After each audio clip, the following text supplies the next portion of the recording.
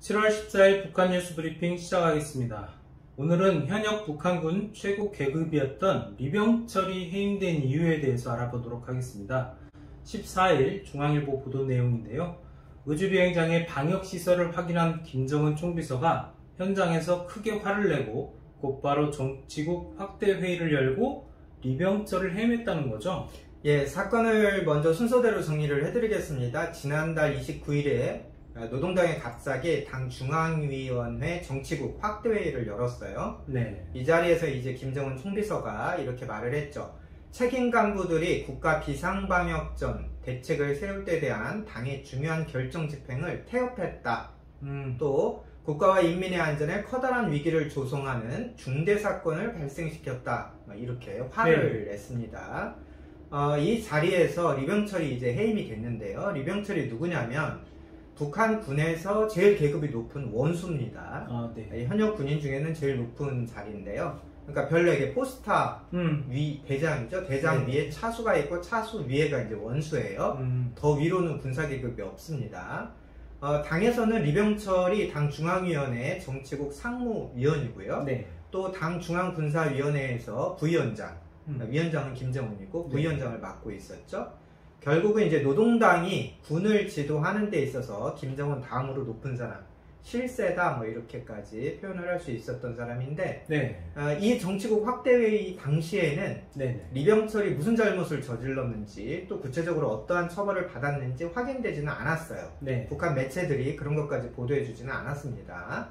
그런데 이제 지난주에 김일성 사망일 기념을 해서 당 중앙위원들이 이제 참배를 하는 장면이 북한 관영 매체 사진을 통해서 공개가 됐는데, 여기에서 이제 리병철이 그 김정은과 정치국 상무위원들이 이제 제일 앞줄에 이렇게 서서 참배를 하는데 거기에 끼지 못하고 두 번째 줄, 세 번째 줄 이 자리에서 세 번째 줄 군복도 입지 못하고 이제 인민복이라고 보통 말하죠. 그 옷을 입고 이제 참석하는 장면이 사진에 나왔어요. 네. 그래서 이제 리병철이 해임됐구나 이렇게 이제 저희도 분석을 드렸죠. 그렇죠. 리병철과 함께 정치국 확대회의에서 그 문책을 당했던 박정천 북한군 그 총참모장입니다. 네네. 총참모장도 이제 계급이 원수에서 그 밑에 차수로 이렇게 강등된 것이 사진으로 확인이 되었죠. 이 리병철의 해임과 계급 강등은 어느 정도 뭐 사실 확인이 됐었던 사실인데, 그 이유에 대해서는 이번에 처음으로 지금 확인이 된 거죠? 예, 그렇습니다. 군 서열 1위 리병철, 서열 2위 박정천이 해임 강등된 것. 그래서 뭔가 군 쪽에서 좀 사고가 터졌구나 이렇게 이제 저희도 추정만 하고 있었는데, 그게 의주비행장 방역시설 문제 때문에 거기에서 이제 김정은이 화가 나서 이렇게 됐다. 그러니까 김정은이 정치국 확대회의 때 그런 말을 했어요. 국가 방역에 문제가 생겼다. 인민들과 국가의 안전에 커다란 위기가 조성됐다. 이런 말을 실제 하면서 굉장히 화를 냈었는데, 그래서 의주비행장 문제가 맞구나. 이제 이렇게 좀 확인이 되는 셈입니다. 중앙일보 보도를 보면 정부 당국자 이렇게 인용이 되고 있는데요. 그 구독자분들께서 알아두시면 좋은 게, 종합일간지나 공중파 방송 뉴스에서 정부 당국자 이렇게 나오면 그것은 그 우리 정부의 고위 관료다 이렇게 생각하시면 돼요. 충분히 신뢰할 만한 소스다. 최소한 뭐 차관급 이상 혹은 뭐 그 앞뒤에 직위에 있는 분들이 한 말이다 이렇게 생각을 하셔도 틀리지 않습니다.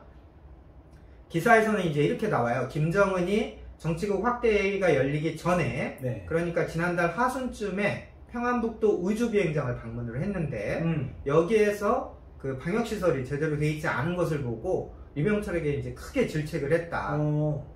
이렇게 이제 내용 설명이 나오고요. 그러면 이제 의주비행장에 뭐가 있었길래 이런 사단이 난 거냐, 이제 이런 걸 살펴봐야겠죠. 그 부분은 이제 지난달 저희가 이제 미국의 소리 방송에서 공개했었던 위성 사진을 보면서 저희가 의주비행장에 여러 가지 이 물류 시설들이 좀 들어와 있는 걸 확인한 적이 있었잖아요. 예, 그렇습니다. 의주비행장은 원래는 북한 그 최후방에 위치한 공군 비행장입니다. 뭐 예를 들면 미국이나 우리가 뭐 폭격하지 못하도록 그 북한의 전략시설이 대부분 중국 쪽에 최대한 붙어 있어요. 그 공군에는 전술조치선이라는 개념이 있는데, 예를 들면 육지나 바다에서는 그 분명한 선을 이제 넘어오면 이게 침략이 돼서 우리가 뭔가 반격을 하거나 서로 간에 이제 그런 대응을 하게 되는데, 하늘이라는 것은 일단 땅과 바다를 기준으로 이렇게 수직으로 그렇죠. 범위가 설정이 되는 거 아니겠어요? 그래서 이제 영공이라는 개념이 나오는 건데, 일단은 적군의 전투기가 이 영공에 들어와 버리면 네. 대응할 시간이 없잖아요. 그렇죠. 그래서 여기서 그냥 뿅 쏘고 이제 도망가 버리면 어떻게 막을 방법이 없기 때문에 이 영공의 일정한 범위를 두고 여기에 전투기나 네. 뭔가 이제 이상물체가 등장을 하면 자동으로 이제 출동을 하게 됩니다. 그래서 이 개념의 선을 우리 공군에서는 전술조치선 이런 개념으로 쓰고 네. 있어요. 그래서 이제 만약에 우리 공군이나 미국 공군이 이제 의주 쪽으로 날아가면 자동으로 네. 중국이 네. 중국의 전술조치선에 해당이 되는 개념인 거죠. 그렇죠. 그래서 이제 북한이 주요 전략 기지들을 다 중국 쪽으로 붙이는 겁니다. 자, 다시 일로 돌아와서 그래서 이제 의주 비행장이 신의주 옆에 붙어 있거든요. 네네. 신의주는 중국 단동과 육로도 있고 철로도 있는, 그렇죠. 그래서 북중무역에 이제 창구 같은 역할을 하는 지역이잖아요. 하지만 이제 신의주는 북한에서 또 제일 큰 국경 도시다 이런 점도 있기 때문에 네네. 신의주와 가까운 의주 비행장에 물류기지를 임시로 만든 것 아니냐 이런 추정이 나왔습니다. 네네. 비교적 최근이죠. 지난달 그 22일 촬영된 위성 사진을 보면 의주 비행장의 대대적인 변화가 확인이 되고 있어요. 위성 사진상으로는 지난 3월부터 뭔가 이제 공사가 시작이 됐는데 사진으로 확인되는 점을 제가 이제 정리만 해드리면 첫째로는 비행장 활주로에 소형 폭격기들이 사라졌다. 그래서 당분간 군사용도는 사용하지 않으려고 하는구나 이런 추정이 가능하고요. 두 번째로는 비행장 안으로 철도가 들어왔다는 거예요. 철도가? 예. 그 압록강을 지나서 북한과 중국 사이에 이제 철도가 있는데 이 철도의 갈래길이 이제 이 중국에서 신의주로 넘어와서 의주 쪽으로 이렇게 틀어지는 거죠. 근데 이 철도가 비행장 안에까지 들어온 게 사진으로 포착이 됐고요. 세 번째는 이 비행장 안 곳곳에 물류창고 같은 형태의 건물이 생겼다는 겁니다. 위성 사진으로 볼 때는 폭 30m, 길이 90m 정도의 그 직사각형 건물 10개가 10채가 새로 지어진 것으로 확인이 되는데 어느 정도로 예상하시면 되냐면 축구장 국제 규격이 보통 60m, 100m 전후거든요. 그러니까 축구장 5개 정도의 면적을 가진 건물들이 이제 생겼구나 이렇게 생각을 하시면 됩니다. 새로운 건물이 놓이고 철도가 놓이고 또 비행장이니까 도로는 당연히 활주로를 도로처럼 쓰면 되는 거고요. 이렇게 보니까 이게 물류창고 같은 개념이구나 이렇게 답이 딱 나오는 것이죠.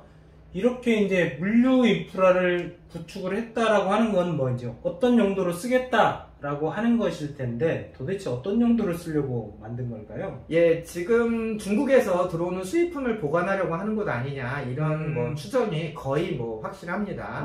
그런데 이제 좀 구독자 여러분들께 미리 말씀드려야 될 게 뭐가 있냐면 지금 북한의 코로나 방역 대책을 보면 이제 북한이 왜 그런 생각을 하는지는 저도 잘 모르겠어요. 그런데 이제 그 코로나 바이러스가 어떤 물자에 묻어서 들어올 수도 있다. 이런 생각을 북한이 좀 하고 있습니다.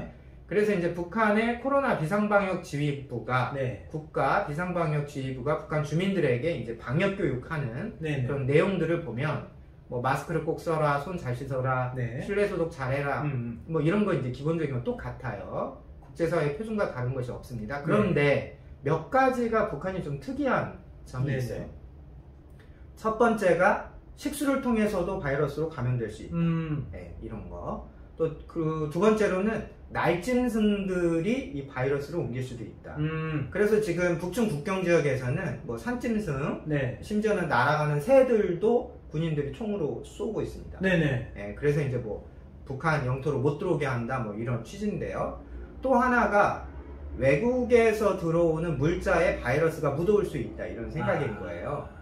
그래서 이제 이게 북한의 국가비상방역지휘부의 어떤 과학적인 판단인지 아니면 김정은 개인이 좀 이런 데 꽂혀 있는지 그건 확인이 되지 않지만 어쨌든 김정은이 그렇게 생각하면 또 국가 방침이 되는 나라잖아요. 결과적으로는 외국 물자에 절대 손대지 마라 이런 걸 계속 강조하고 있습니다. 그래서 지금 이제 북한 경제 상황과 맞춰서 보면 기본적으로 중국에서 소비재나 생산재 같은 게 수입되지 않으면 북한 경제가 굉장히 어려운 형편인데 뭐 인적 막내야 뭐 계속 막는다고 쳐도 소비재와 생산재 수입은 불가피한 지금 상황이거든요. 그래서 이제 중국에서 만약에 물자를 들여온다. 네. 그럼 이것을 어디엔가는 장기 보관을 하면서 예를 들면 2주 정도를 보관하면서 여기서 계속 소독약을 뿌리겠다. 그래서 이런 검역 소독시설을 우주비행장에 갖추려고 했던 것 아니냐. 이렇게 이제 추정이 나오는 거죠. 네네. 그래서 이제 지난달 말에 중앙일보 보도에 따르면 김정은이 준비 다 됐냐 하고 이제 가봤다는 거죠. 네. 그래서 우주비행장에 가봤더니 아직 소독시설이 갖춰지지 않았고 혹은 소독시설이 뭐 매우 미흡했거나 그래서 이제 김정은 머릿속에는 이렇게 소독이 안 되고 있으면 창고에서 대충 날짜만 채우다가 이게 내부로 수입품이 풀리면 코로나 확산되는 거 아니야? 이제 이런 불신, 불만 그래서 이제 좀 화가 났던 것 같고요. 결국은 검역 소독시설을 제때 완성하지 못해서 그러면 이제 소독이 되지 않는 수입品북한 내부에 들어와서 이게 바로 인민과 국가의 큰 위기가 초래될 수 있는 상황인 거죠. 이것이 이제 김정은이 생각하는 국가와 인민들이 큰 위기 초래했다. 뭐 이런 말과 앞뒤가 이제 맞아 들어가는 그런 정황입니다. 이 김정은의 계획이 이제 뭐 가만히 보니까 이제 대충 정리가 되는 것 같은데 먼저 코로나 관련돼서는 확진자 제로 정책을 계속 펼 것 같고 그 다음에 이제 백신은 믿을 수가 없으니 백신 수입도 안 하겠다, 받지도 않겠다, 뭐 이런 거고 대신 이제 경제는 어찌됐건 살려야 되는데 중국과의 무역은 일정 정도 꼭 필요한 부분은 풀어서 하겠다, 뭐 이런 식으로 정리를 하면 될까요? 예, 그렇습니다. 아주 잘 뭐 정리를 해주셨는데요. 그런 의미에서 이제 김정은이 물자를 수입해 올 때 그 물자에 대한 소독 문제에 어쨌든 굉장히 이제 사활을 걸고 있는 것 아니냐 이런 관측이 가능합니다. 북한이 상상하는 그 소독 검역 장비가 어떤 것인지는 뭐 아직 확인할 수 없지만 뭐가 됐든 간에 뭐 그 대규모 이런 시설을 좀 설비를 하기에는 북한이 지금 대북 제재를 받고 있기 때문에 자기들이 원하는 설비와 장비들을 뭐 그때그때 충당하는 것이 이제 쉽지 않을 것 같고요. 또 자기들이 지금 자체 방역해서 중국과 딱 그 인적 교류를 막고 있기 때문에 중국도 못 나가게 하고 있기 때문에 뭐 무역 일꾼들을 막 풀어서 야 중국에 와서 좀 필요한 것 좀 사와라 이렇게 할 수도 없단 말이에요.